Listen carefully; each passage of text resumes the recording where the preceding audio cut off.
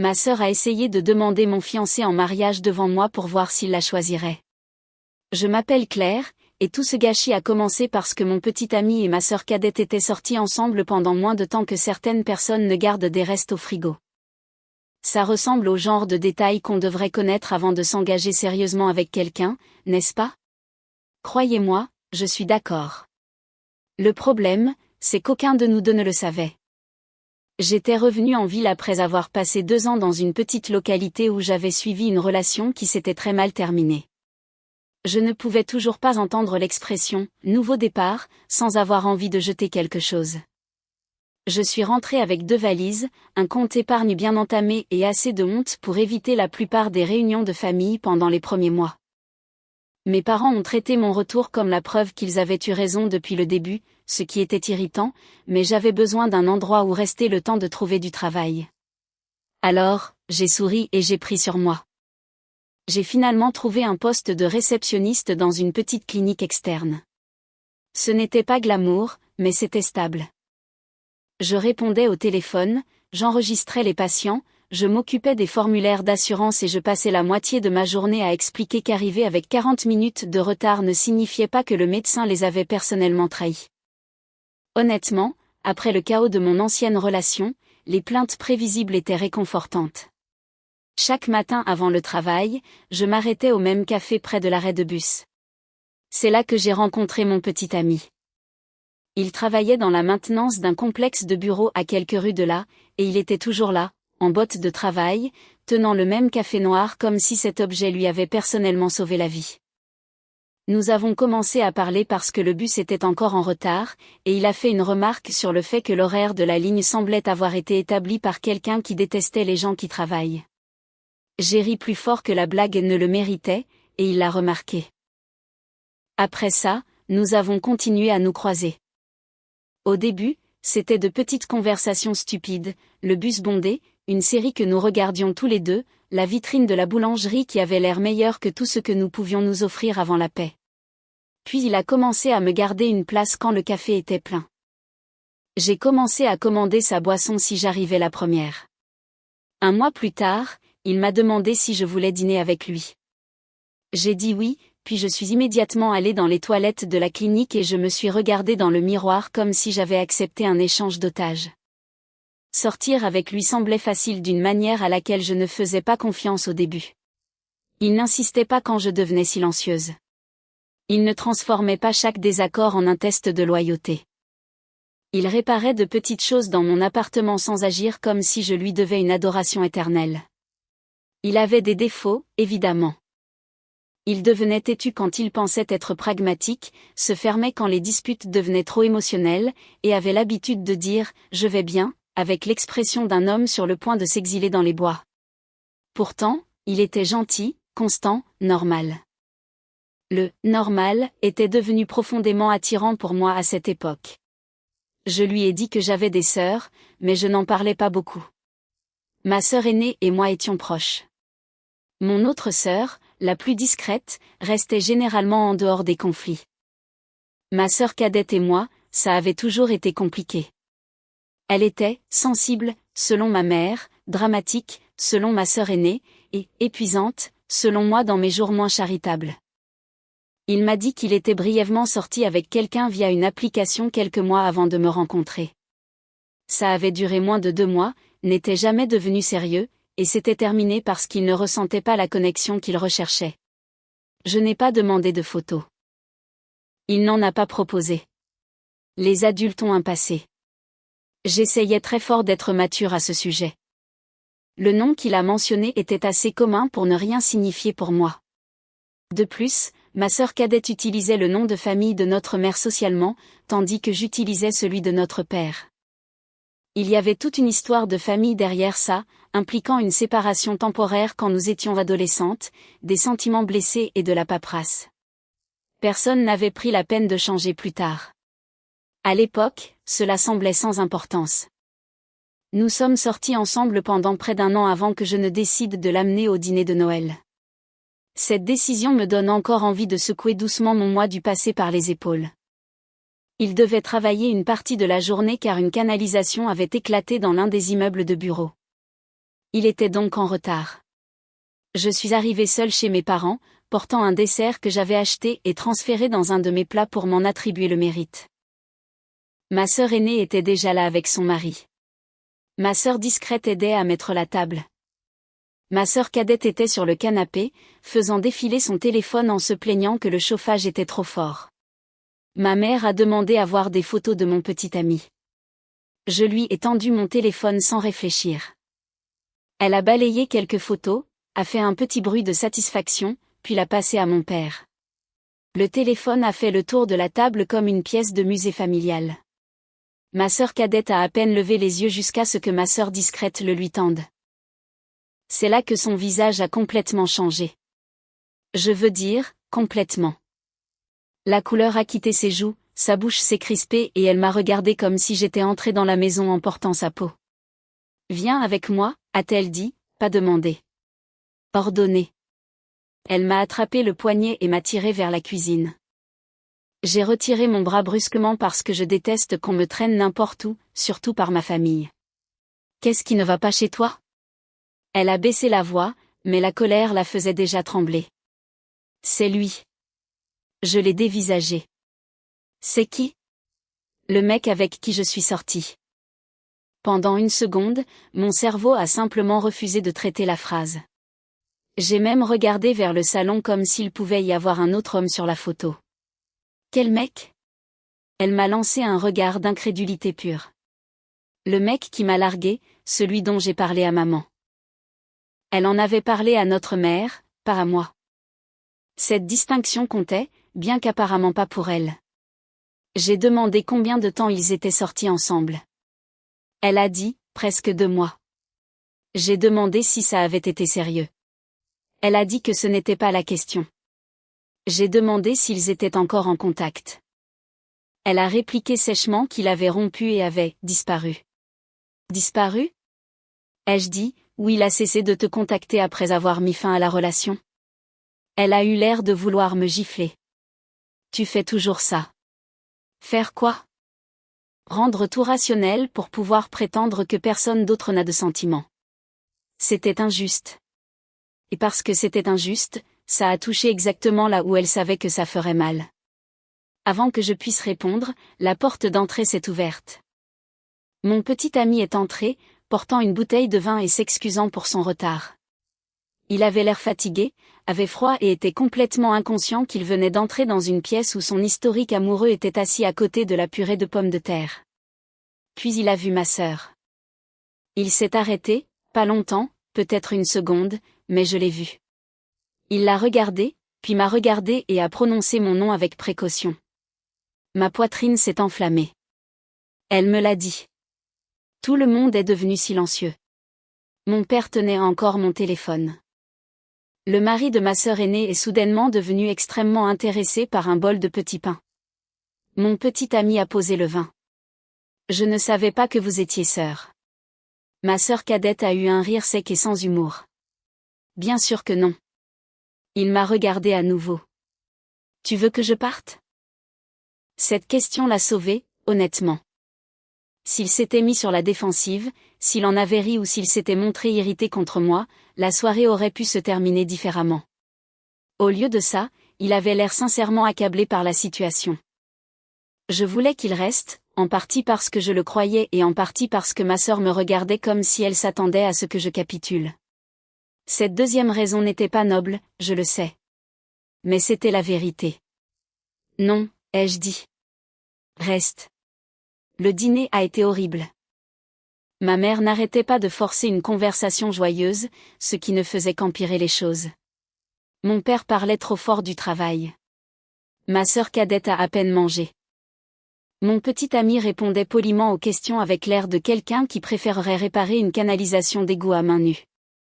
Plus tard, je l'ai entraîné dans le couloir près de la buanderie. Qui a rompu? Moi. Pourquoi? Il s'est passé une main sur le visage. Parce que ça n'allait nulle part. Elle voulait plus et moi non. Vous vous parliez encore quand tu m'as rencontré? Non. Tu connaissais son nom de famille? Celui qu'elle utilisait? Oui. Pas le tien. Est-ce qu'elle t'a déjà montré des photos de nous? Pas que je me souvienne. Claire, je te jure que je n'en avais aucune idée. Je le croyais. Je détestais le croire si vite, car une partie de moi craignait que cela me rende déloyale envers ma sœur, mais c'était le cas. Ma mère a entendu une partie de la conversation et m'a acculée plus tard alors que j'emballais les restes. Elle a toujours été plus sensible au rejet, a-t-elle dit. Tu dois penser à la façon dont cela l'affecte. Je l'ai regardé. Comment le fait de sortir avec quelqu'un que j'ai rencontré des mois après leur rupture devient-il quelque chose que je lui ai fait? Ce n'est pas ce que j'ai dit. C'est ce que tu voulais dire. Ma mère a soupiré, déjà fatiguée de moi, même si la dispute venait à peine de commencer. Tu es la plus mature. Je te demande d'agir comme telle. Cette phrase aurait dû m'alerter. Ce n'était pas nouveau. C'était pratiquement notre devise familiale. Sois mature. Sois compréhensive. Sois un exemple. Chez nous, ces phrases signifiaient généralement la même chose, donne à ta sœur ce qu'elle veut et n'embarrasse pas ta mère anti-opposant. Après Noël, ma sœur cadette a cessé de me parler, sauf en cas d'absolue nécessité. Elle a manqué mon dîner d'anniversaire, a ignoré les messages dans le groupe familial et a même une fois quitté la maison de mes parents 10 minutes après mon arrivée. Ma mère présentait cela comme la preuve de sa profonde blessure. Ma sœur aînée y voyait du chantage affectif. J'essayais de ne pas y voir quoi que ce soit, car j'espérais encore bêtement que le problème s'éteindrait de lui-même. Ma relation a continué d'avancer. Mon petit ami a rencontré mes amis. J'ai rencontré sa famille. Nous avons signé un bail ensemble lorsque le loyer de mon appartement a augmenté. Et la première semaine où nous avons emménagé, nous avons eu une dispute ridicule sur l'endroit où ranger les produits de nettoyage. Elle a duré 1 heure et s'est terminée par nos rires, car aucun de nous ne se souciait vraiment des produits de nettoyage. C'était le genre de conflit que je comprenais. 2 personnes fatiguées qui sont agaçantes, puis qui s'en remettent. Le conflit familial était différent. Rien ne se terminait. Ça attendait, tout simplement. Plusieurs mois plus tard, mon petit ami a organisé un dîner avec nos 2 familles. Il m'a dit que c'était pour célébrer une promotion au travail. Je l'ai cru, car je suis apparemment très facile à distraire avec des pâtes. Ma sœur cadette est venue, ce qui m'a surprise. Elle nous a à peine adressé la parole, mais s'est assise à côté de ma mère et a été presque agréable pendant les entrées. Je me souviens avoir pensé que le temps avait peut-être aidé. Cette pensée me semble adorable maintenant. Après le dîner, mon petit ami s'est levé. Ses mains tremblaient. Je pensais qu'il allait faire un discours sur le travail jusqu'à ce qu'il contourne la table et s'agenouille à côté de ma chaise. J'ai couvert ma bouche. Tout le monde a commencé à réagir en même temps. Sa mère a immédiatement pleuré. Ma sœur aînée a fait un bruit comme si elle attendait ce moment depuis plus longtemps que moi. Puis ma sœur cadette s'est levée si brusquement que sa chaise a raclé le sol. Tu es sérieux? La pièce est devenue silencieuse. Mon petit ami était toujours à genoux, tenant l'écrin de la bague ouvert. J'ai regardé de lui à elle, incapable de comprendre pourquoi elle faisait le moindre bruit. Elle l'a pointé du doigt. Après tout ça, tu fais ça devant moi? Mon visage a commencé à brûler. Assieds-toi. Non, c'est humiliant. Pour qui? A demandé ma sœur aînée. Ma sœur cadette m'a regardé. Tu savais ce que je ressentais. Et tu savais que ce dîner n'était pas à propos de toi, ai-je dit. C'est à ce moment-là qu'elle s'est mise à pleurer, fort et avec colère, ce qui était toujours la combinaison qui faisait que ma mère se précipitait vers elle.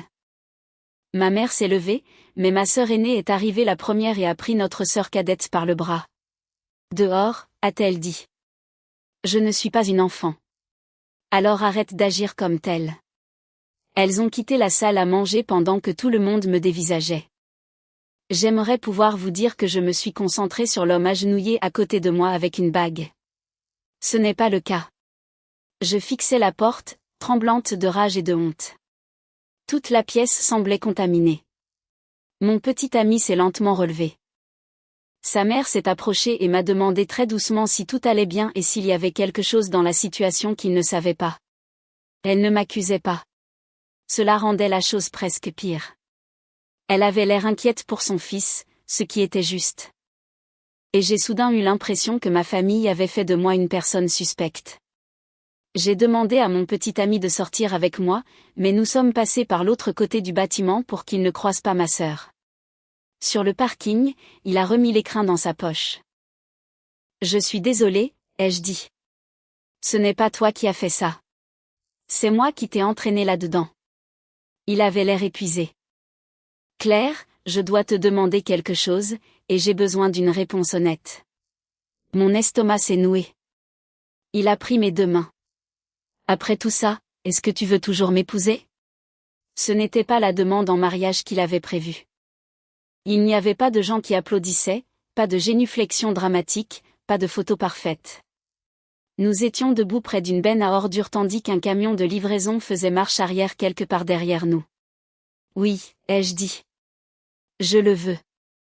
Il a expiré un souffle comme s'il l'avait retenu pendant des mois.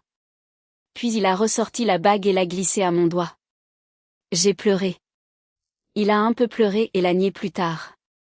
Nous nous sommes embrassés sur un parking qui sentait légèrement le vieil oignon. Et d'une certaine manière, cette partie-là semblait plus réelle que le dîner n'aurait jamais pu l'être. Ma sœur ne s'est pas excusée. Pendant des semaines, elle a évité toutes les réunions de famille. Ma mère n'arrêtait pas de dire qu'elle avait besoin de temps. Mon père ne disait rien, ce qui était sa méthode préférée pour participer à un conflit. Puis, environ 2 mois plus tard, ma sœur cadette m'a envoyé un message. Elle disait qu'elle savait qu'elle avait gâché la demande en mariage et voulait s'excuser en personne. Elle nous a invités, mon fiancé et moi, à dîner dans son appartement. J'ai fixé le message si longtemps que l'écran s'est éteint. Mon fiancé a dit non immédiatement. Ma sœur aînée pensait que nous devrions y aller. Elle te doit des excuses, a-t-elle dit. Et si ce n'est pas réglé avant le mariage, maman en fera ton problème pour toujours. Cette prédiction était correcte.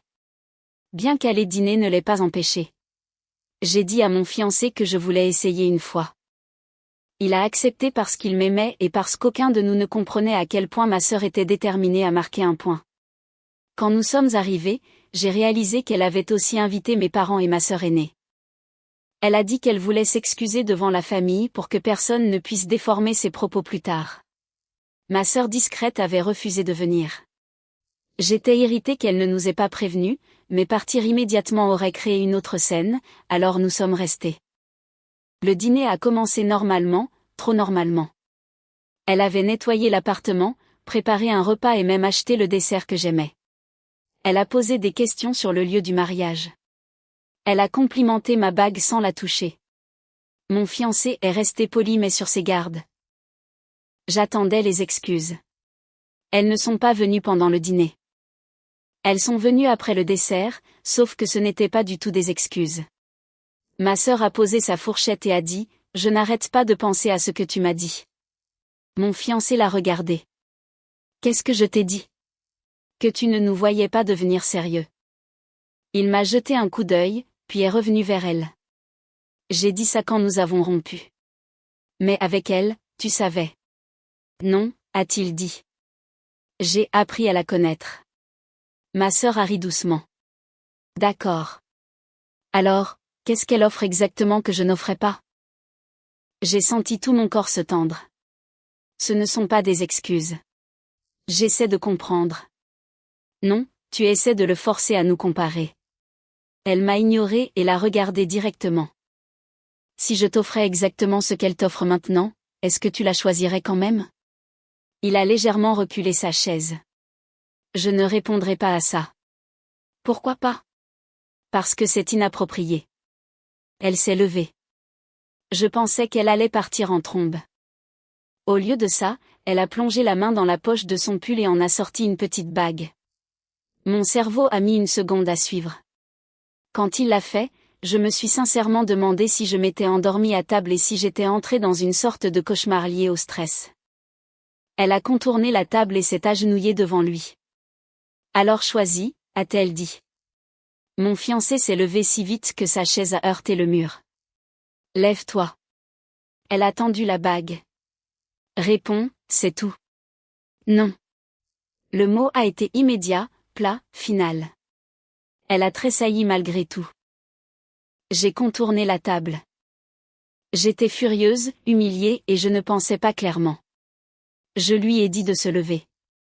Elle m'a regardée et a dit, « Tu as peur qu'il hésite. » Je l'ai bousculée à l'épaule. Ce n'était pas une forte poussée, mais elle était à genoux et en déséquilibre. Elle a basculé sur le côté et s'est rattrapée contre le canapé. La pièce a explosé. Ma mère a hurlé mon nom. Mon père s'est levé. Ma sœur aînée a juré. Mon fiancé m'a attrapé le bras et m'a tiré en arrière. À la seconde où j'ai vu ma sœur par terre, j'ai su que j'avais franchi une ligne. J'avais aussi toujours envie de lui hurler dessus, ce qui n'est pas une combinaison d'émotions flatteuses. Je suis désolée de t'avoir poussé, ai-je dit, le souffle court. Mais qu'est-ce qui ne va pas chez toi? Ma mère s'est précipitée vers ma sœur et s'est accroupie à côté d'elle comme si je l'avais jetée dans un escalier. Mon père a commencé à s'avancer vers nous, puis s'est arrêté au milieu de la pièce, pris entre sa femme et moi. Finalement, il nous a suivis, mon fiancé et moi, dans le couloir pendant que ma mère restait avec ma sœur. Cette division en disait plus que n'importe quel cri ce soir-là. Dans la voiture, mon fiancé était silencieux. Je voulais qu'il me dise que j'avais été justifiée. Il ne l'a pas fait. Tu ne peux pas poser les mains sur elle, a-t-il finalement dit. Je sais. Elle a été complètement déplacée. Je sais, mais tu ne peux pas faire ça. Je sais, ai-je lancé, puis j'ai pleuré parce que je détestais qu'il ait raison et encore plus que le fait d'avoir raison ne me fasse pas me sentir moins trahi. Quelques jours plus tard, ma sœur aînée a organisé une conversation dans son appartement. Elle a dit qu'elle serait là pour empêcher quiconque de jeter des meubles ou de demander en mariage un public non consentant. J'ai ri, puis je me suis sentie coupable de rire. Mon fiancé est venu parce que je le lui avais demandé. Ma sœur cadette est arrivée en retard et s'est assise les bras croisés. Je me suis excusée la première. Je n'aurais pas dû te pousser. J'étais en colère, mais ça ne rend pas la chose acceptable. Elle a hoché la tête une fois. Aucune excuse en retour. Ma sœur aînée l'a regardée. À ton tour. Ma sœur cadette a fixé le sol. Je ne pensais pas vraiment qu'il dirait oui. Ça aide tellement, ai-je dit. Je voulais voir s'il hésitait. Mon fiancé s'est penché en avant. Pourquoi? Ses yeux se sont remplis de larmes. Mais cette fois, elle n'a pas joué l'émotion. Elle avait l'air sincèrement honteuse. Parce qu'avec moi, tu as dit que tu ne cherchais rien de sérieux. Puis quelques mois plus tard, tu étais sérieux avec elle. Tu as emménagé avec elle. Tu l'as demandé en mariage. Ça m'a donné l'impression que j'étais juste assez bien pour passer le temps, alors qu'elle était assez bien pour être choisie. Pour la première fois, j'ai compris une partie de ce qui se cachait sous son comportement. Comprendre ne rendait pas le comportement acceptable, mais cela le rendait humain. Mon fiancé a répondu avec précaution. Je ne suis pas sortie avec Claire pour te faire du mal. Je ne savais pas qu'elle était ta sœur. Ce qui s'est passé entre nous a été bref, et y mettre fin ne nous a donné à aucun de nous deux de droit permanent sur la vie de l'autre. Ma sœur a essuyé son visage. Je le sais logiquement. Mais pas émotionnellement. Apparemment non, a dit ma sœur aînée avec un petit rire amer. J'ai demandé ce qu'elle voulait maintenant. Elle m'a regardé un long moment. Je ne pense pas que je devrais venir au mariage. La réponse m'a surprise. Je m'attendais à une demande d'inclusion, pas à un aveu qu'elle ne pouvait pas le gérer. C'est ce que tu veux, ai-je demandé. Oui. Je ne me fais pas confiance pour m'asseoir là et être normale. Ça faisait mal, mais c'était honnête. D'accord, ai-je dit. Ma mère a plus tard agi comme si je l'avais bannie. Le problème de l'invitation au mariage est devenu public au dîner d'anniversaire de ma sœur discrète. Elle avait choisi un restaurant décontracté et avait fait une seule demande au préalable, pas de dispute. Cela devrait tout vous dire sur les anniversaires dans ma famille. Pendant la majeure partie du repas, nous y sommes parvenus. Ma sœur cadette n'était pas là, prétextant un mal de tête. Je soupçonnais que le mal de tête, c'était moi, mais j'ai gardé cette opinion pour moi. Ma mère a posé des questions sur les fleurs. Ma sœur aînée a parlé des robes, et mon père a essayé de calculer combien de personnes pouvaient tenir à chaque table, même si personne ne le lui avait demandé. Puis ma mère a dit, « Je suppose que l'invitation officielle de ta sœur partira avec les autres. » J'ai posé mon verre. Non. La table est devenue silencieuse. Ma mère a cligné des yeux. Comment ça, non? Elle a décidé de ne pas venir. Elle a dit ça alors qu'elle était contrariée. Elle l'a dit lors d'une conversation calme et tu l'as simplement accepté. Je l'ai dévisagé. Que étais-je censé faire exactement? La traîner jusqu'à l'hôtel derrière moi? Ma sœur discrète a murmuré, s'il vous plaît. C'était son anniversaire et la culpabilité m'a frappé immédiatement. J'ai baissé la voix. Ma mère, non. Tu es l'aînée. Tu te maries. Tu as tout ce que tu veux. Tu pourrais faire preuve d'un peu de grâce. Voilà que ça recommençait. La plus mature, la plus chanceuse. La fille qui était censée avoir tellement de choses que toute blessure qui lui était infligée devenait abordable. Ma sœur s'est mise à genoux et a demandé mon fiancé en mariage devant moi. Elle était émotive. Moi aussi. Tu n'as pas semblé impressionné par ça. Le visage de ma mère s'est durci. Tu l'as poussé. Et je me suis excusée. Des excuses n'effacent pas tout. Intéressant. Ma sœur aînée m'a donné un coup de pied sous la table avant que je puisse aggraver le commentaire. Je l'ai ignoré car j'étais déjà assez en colère pour devenir mon propre pire avocat. Ma sœur discrète a posé ses deux mains à plat sur la table.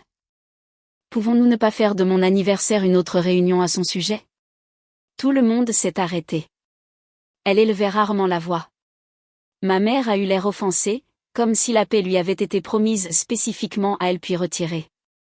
Ma sœur discrète s'est tournée vers moi. Je t'aime. Je te soutiens.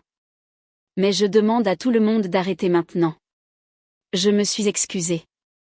Mon père a changé de sujet. Le reste du dîner a boité jusqu'au dessert, et je suis rentrée chez moi avec le sentiment d'avoir gâché la soirée de quelqu'un d'autre, même si ce n'était pas moi qui avais commencé la dispute. C'était une autre spécialité familiale. Ma mère allumait l'allumette, mais on me reprochait de faire de la fumée. Au cours des jours suivants, elle a appelé à plusieurs reprises. Elle disait que la famille devrait passer avant les malentendus.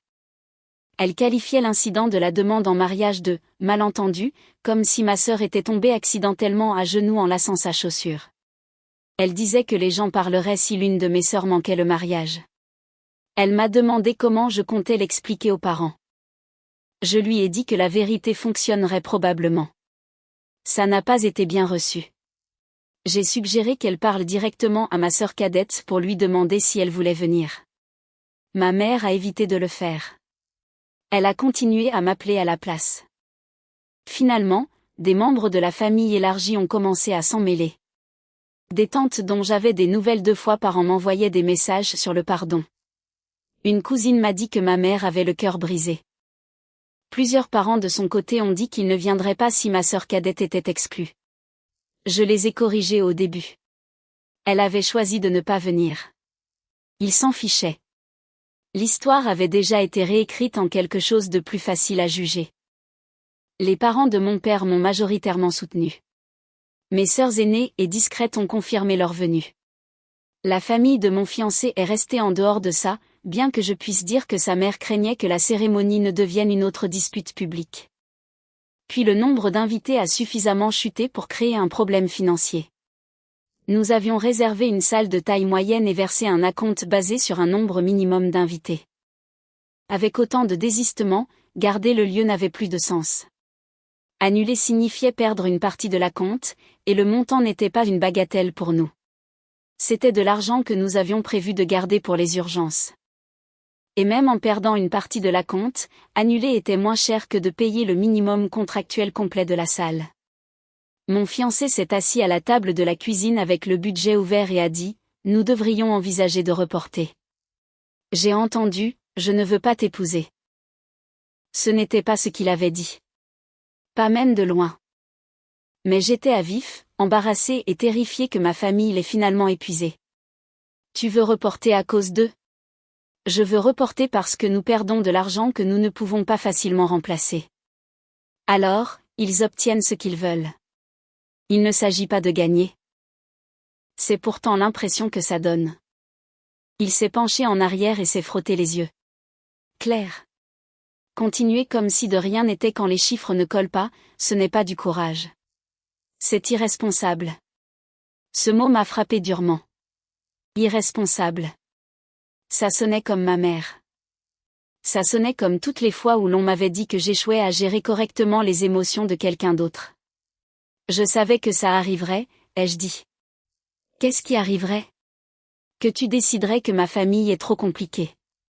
Il m'a dévisagé. Ta famille est trop compliquée. Ça ne veut pas dire que tu le hais. Je me suis levée si brusquement que la chaise a raclé le sol. Ce n'est pas mieux. Nous nous sommes disputés pendant 3 jours. Pas en continu, évidemment. Nous allions au travail, prenions des dîners tendus, dormions en nous tournant le dos et recommencions la même conversation chaque fois que l'un de nous faisait l'erreur de respirer avec une certaine attitude.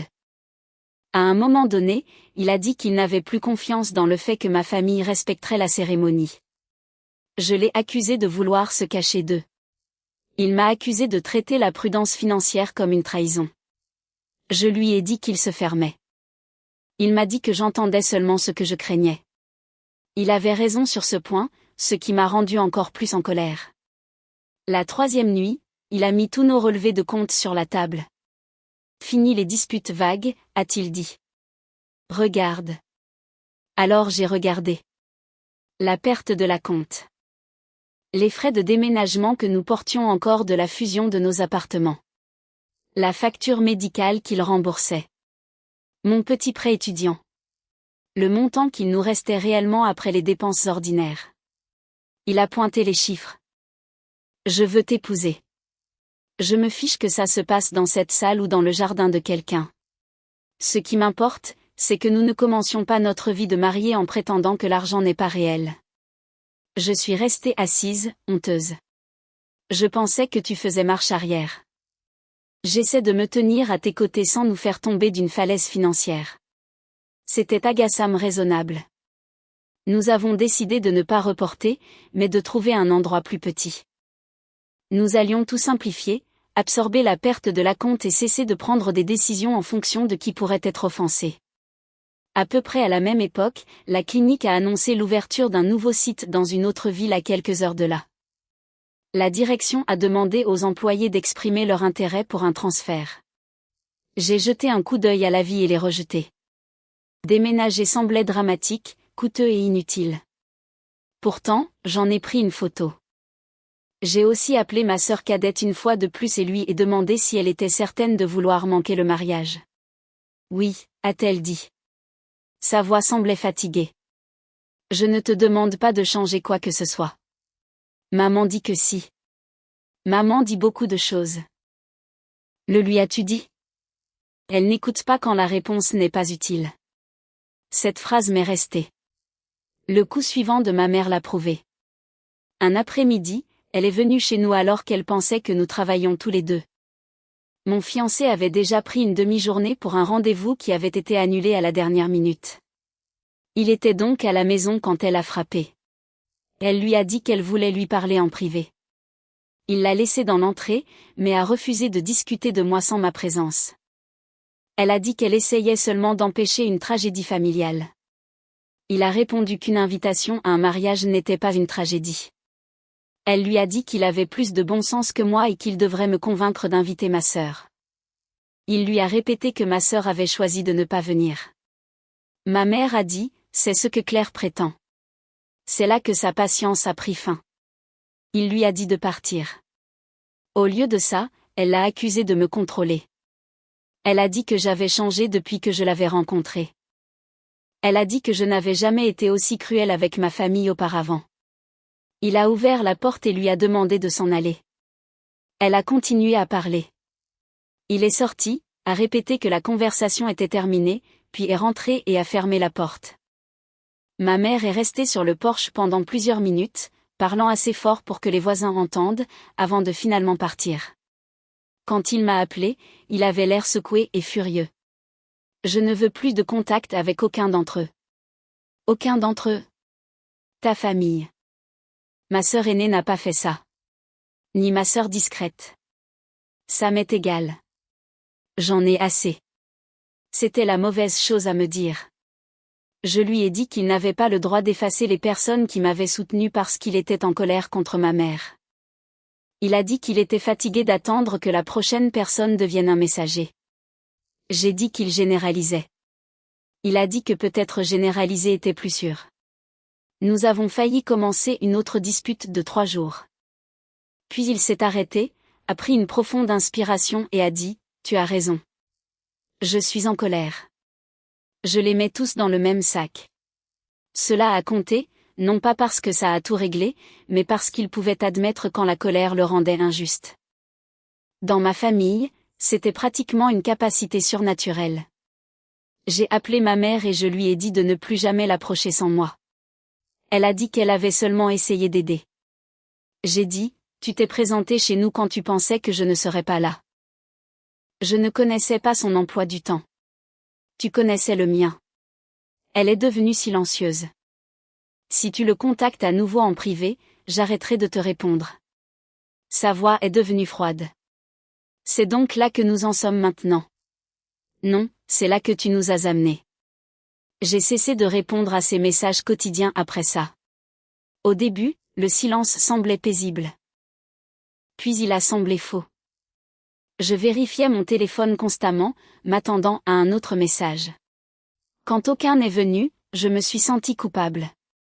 Quand un est venu, je me suis senti en colère.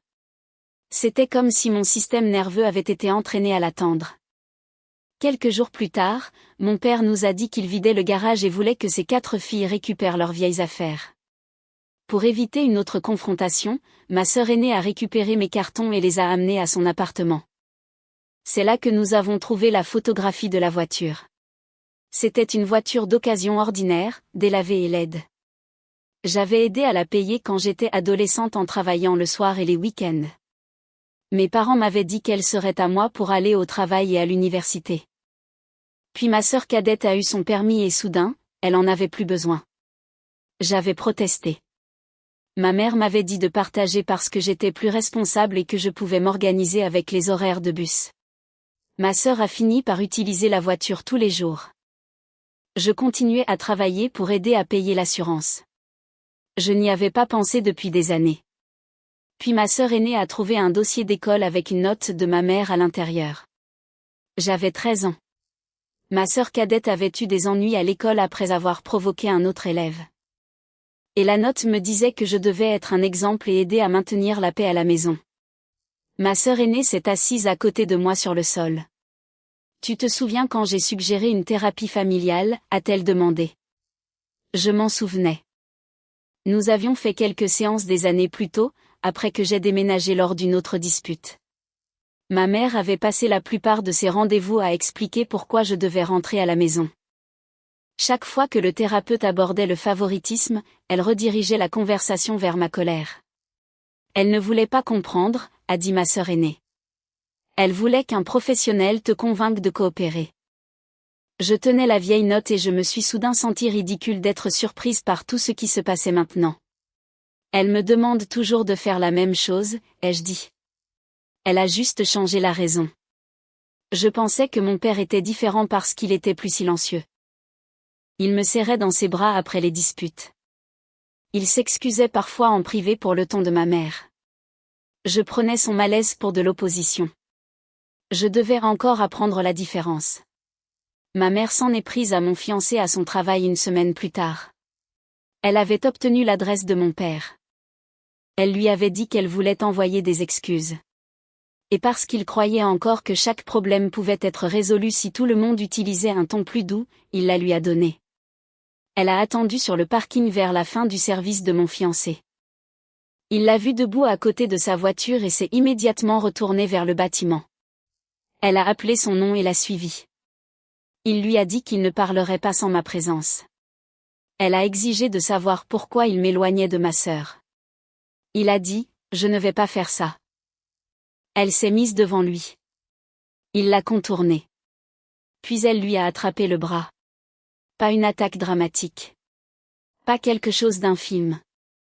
Juste une femme furieuse agrippant quelqu'un assez fort pour l'empêcher de s'éloigner. Mais ce genre d'agression ordinaire peut toujours franchir une ligne. Il s'est reculé et lui a dit de lâcher prise. Elle a resserré sa main et a dit qu'il l'écouterait. Un agent de sécurité a vu la dispute et s'est approché. Au moment où l'agent les a séparés, mon fiancé avait une petite éraflure sur le bras et plusieurs collègues regardaient par les fenêtres du hall. Ma mère a été sommée de quitter la propriété. L'entreprise a documenté l'incident et lui a dit qu'elle ne pouvait pas revenir.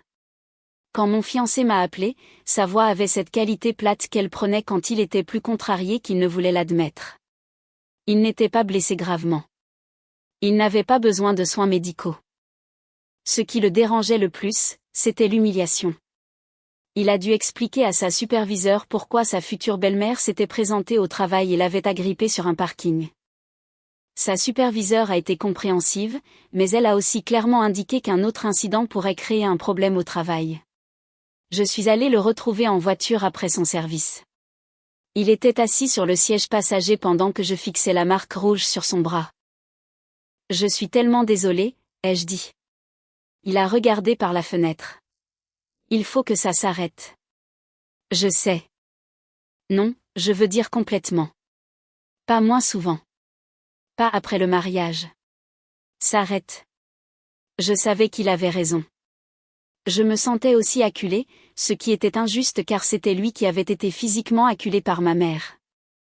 Ce soir-là, j'ai ouvert la photo que j'avais prise de l'avis de transfert de la clinique et j'ai soumis une candidature. Je ne l'ai dit à personne, sauf à mon fiancé. Postuler ne signifiait pas accepter, mais cela m'a donné pour la première fois le sentiment que nous avions une issue de secours. Puis j'ai appelé mon père. Je m'attendais à ce qu'il soit horrifié. Je m'attendais à une phrase claire disant que ma mère était allée trop loin. C'était tout ce que je voulais, une seule phrase. Au lieu de cela, après que j'ai expliqué ce qui s'était passé, il a soupiré et a demandé « Qu'est-ce que tu peux faire pour calmer ta mère ?» J'ai sincèrement cru avoir mal entendu. Qu'est-ce que je peux faire ? Elle a l'impression que la famille s'effondre. Elle l'a agressée à son travail. Je sais, et elle n'aurait pas dû faire ça. Le soulagement a duré moins d'une seconde. Mais si tu pouvais laisser tomber et trouver un moyen d'inclure ta sœur, peut-être que ta mère arrêterait de réagir. J'ai fermé les yeux.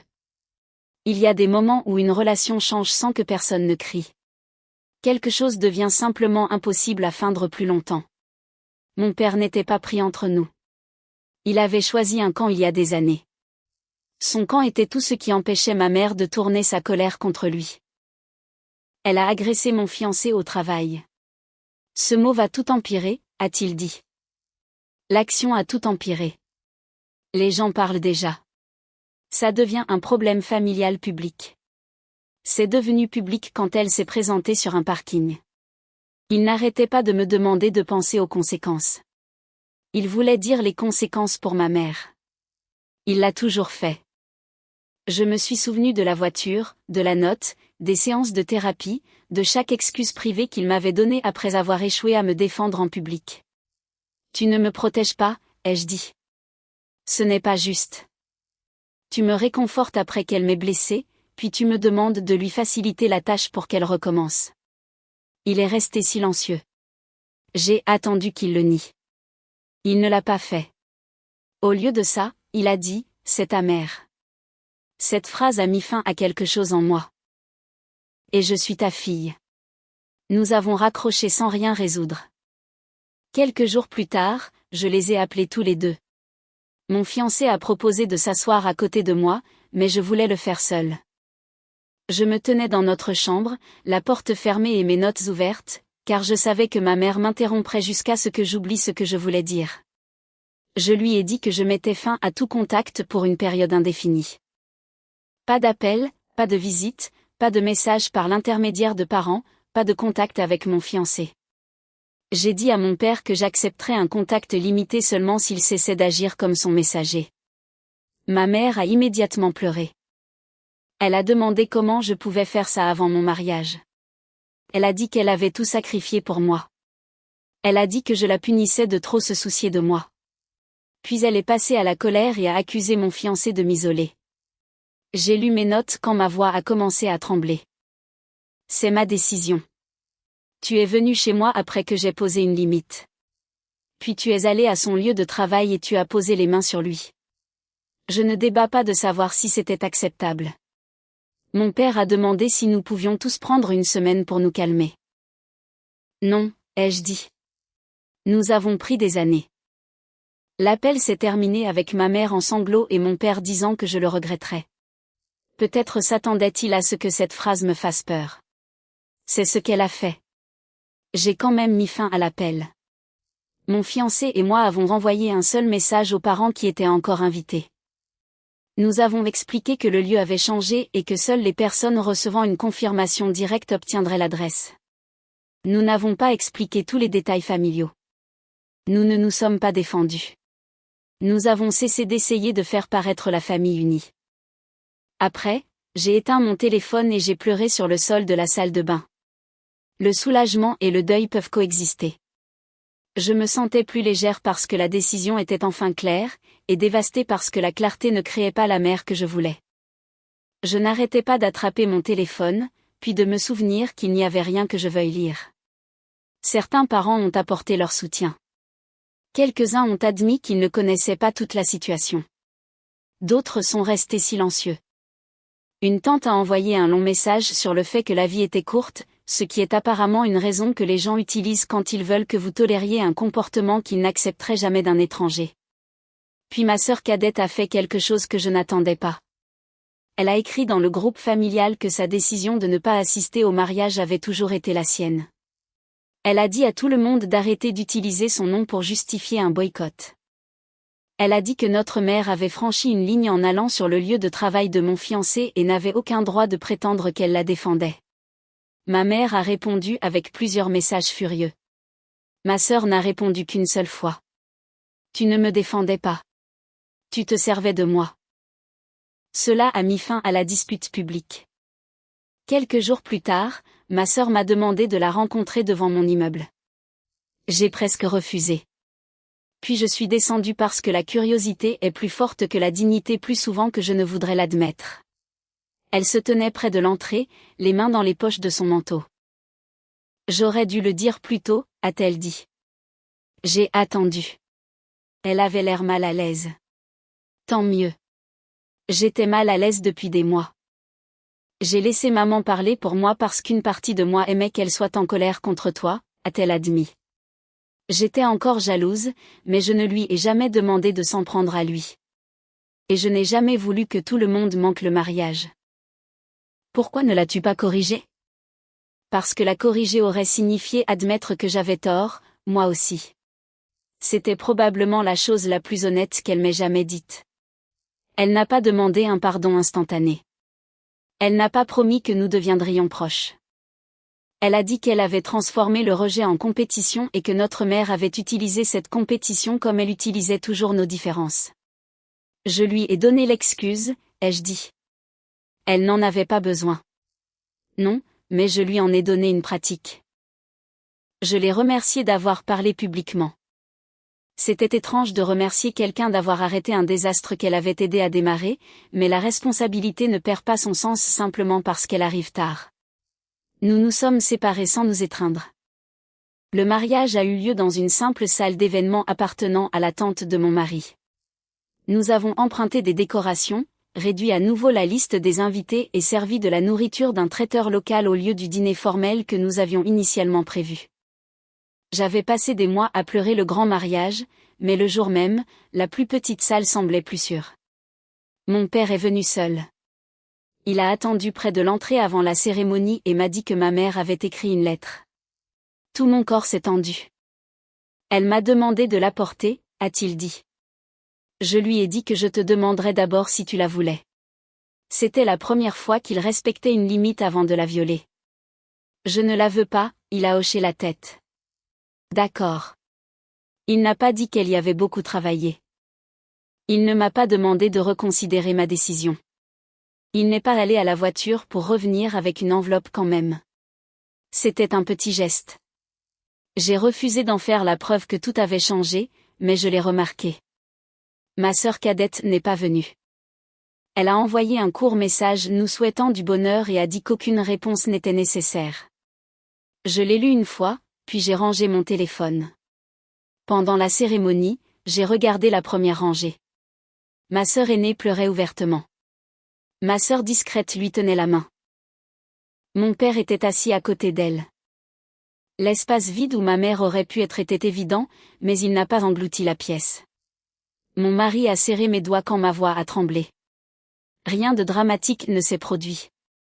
Personne n'a interrompu. Personne n'est apparu à la porte. Le gâteau penchait légèrement d'un côté. La musique s'est coupée pendant quelques secondes et un enfant a fait tomber un gobelet pendant les vœux. C'était imparfait et paisible. C'était suffisant. Quelques jours après le mariage, la clinique m'a offert le transfert. Mon mari et moi nous sommes assis à la même table de cuisine où nous nous étions disputés à propos du report. Cette fois, nous avons regardé les chiffres ensemble avant que l'un de nous ne rende la décision émotionnelle. Déménager serait cher. La perte de l'acompte de la salle avait déjà réduit nos économies. Il devrait quitter son emploi et en trouver un autre. La nouvelle ville était assez loin pour créer de la distance, mais assez proche pour que nous puissions encore rendre visite à mes sœurs. Nous avons accepté. Le déménagement n'a pas été une évasion magique. Notre nouvel appartement était plus petit. Pendant plusieurs semaines, mon mari n'a pas eu de travail stable et a pris des contrats de maintenance temporaire où il le pouvait. Je m'inquiétais constamment pour l'argent et je lui ai une fois crié dessus pour avoir acheté des plats à emporter après une longue journée, puis je me suis excusée parce que le vrai problème était que j'avais peur. Il a finalement trouvé un poste de maintenance locale. Je me suis installée dans la nouvelle clinique où personne ne connaissait mon histoire familiale et où la plus grande urgence quotidienne était généralement une erreur de planning. Des mois plus tard, un nouveau compte sur une application sociale m'a envoyé un message. Le profil n'avait presque aucune information, mais le message mentionnait des détails que seule ma mère pouvait connaître. Il disait qu'elle avait le droit de voir des photos du mariage de sa propre fille. Je n'ai pas répondu. J'ai bloqué le compte. Ma sœur cadette m'a dit plus tard qu'elle avait commencé une thérapie. Elle a dit qu'elle essayait de comprendre pourquoi être rejetée par un homme lui avait donné l'impression de devoir me vaincre. Elle ne m'a pas demandé de lui pardonner ou de répondre. J'ai laissé le message sans réponse pendant des semaines. Puis j'ai écrit « J'espère que la thérapie t'aide ». C'est tout. Finalement, nous avons commencé à échanger des messages occasionnels. Un anniversaire, une fête, un commentaire sur le nouvel appartement de notre sœur discrète. Nous ne sommes pas devenus les meilleurs amis du monde. Je ne lui ai pas donné accès à ma vie parce qu'elle avait montré un moment de responsabilité. La confiance est revenue au compte-gouttes, par à flot. Mon contact avec mon père est resté limité. Nous parlions aux dates importantes. Parfois, il commençait à mentionner ma mère, puis s'arrêtait. D'autres fois, il échouait et je mettais fin à l'appel. Il n'y a pas eu de réconciliation spectaculaire, mais il y a eu un schéma différent parce que j'en ai finalement imposé un. Mes sœurs aînées et discrètes nous ont rendu visite. Mon mari est resté prudent avec mon père et n'a eu aucun contact avec ma mère. Je ne l'ai pas pressé de pardonner quoi que ce soit.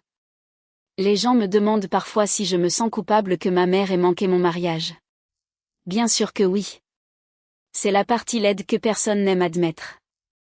On peut savoir qu'une limite est nécessaire et quand même se sentir coupable de la maintenir. On peut aimer quelqu'un et lui refuser l'accès à sa vie. On peut regretter la mère qu'on voulait tout en évitant la mère qu'on a réellement. Je me sens aussi coupable d'avoir poussé ma sœur. Je suis gênée d'avoir continué à espérer que mon père deviendrait courageux si je lui expliquais parfaitement la situation. Je regrette certaines des choses que j'ai dites à mon mari quand je pensais que sa prudence financière signifiait un rejet. Je n'ai pas été calme, sage ou digne pendant la majeure partie de cette histoire. Mais j'ai cessé de me porter volontaire comme l'amortisseur de la famille. Ma mère avait passé des années à enseigner à tout le monde que ma douleur était gérable et que la douleur de ma sœur était une urgence. Mon père avait aidé en me demandant d'absorber tout ce qui maintiendrait le calme à la maison. Ma sœur cadette avait appris que l'humiliation pouvait être convertie en attention si elle la rendait assez bruyante. Et j'avais appris à confondre l'endurance avec la maturité. Déménager n'a pas tout réglé. Le mariage non plus. Ce qui a changé était plus petit et moins cinématographique. Quand mon téléphone s'allume avec un compte inconnu, je ne panique pas avant de le bloquer. Quand mon père me demande de reconsidérer quelque chose au nom de ma mère, je mets fin à la conversation. Quand ma sœur dit qu'elle travaille sur elle-même, je la laisse travailler sans faire de moi la récompense. Et quand mon mari me demande si je vais bien, j'essaie de répondre honnêtement au lieu de dire « je vais bien », avec l'expression d'une femme se préparant à s'exiler dans les bois. Nous avons construit une vie qui est ordinaire de la meilleure façon possible. Des factures sur le comptoir, des listes de courses, des disputes sur le linge, des appels avec mes sœurs, des week-ends tranquilles, personne à genoux devant le fiancé de quelqu'un d'autre, personne n'attendant sur le parking d'un lieu de travail. Il y a encore des jours où je voudrais une fin plus nette. Je veux que ma mère m'appelle avec son propre numéro, admette exactement ce qu'elle a fait et s'excuse sans ajouter un seul « mais ». Je veux que mon père m'explique pourquoi se protéger lui-même importait plus que de me protéger moi. Je veux que ma sœur me rende chaque moment où notre famille m'a appris à céder. Rien de tout cela n'est arrivé. La vraie vie est impolie comme ça. Elle boucle rarement les choses juste parce qu'on les a enfin comprises. Tout ce que j'ai, c'est la capacité de décider de la suite. Et certains jours, même cela ressemble à un travail. Parfois, la paix semble ennuyeuse de l'extérieur. Après ma famille, l'ennui me semble un luxe.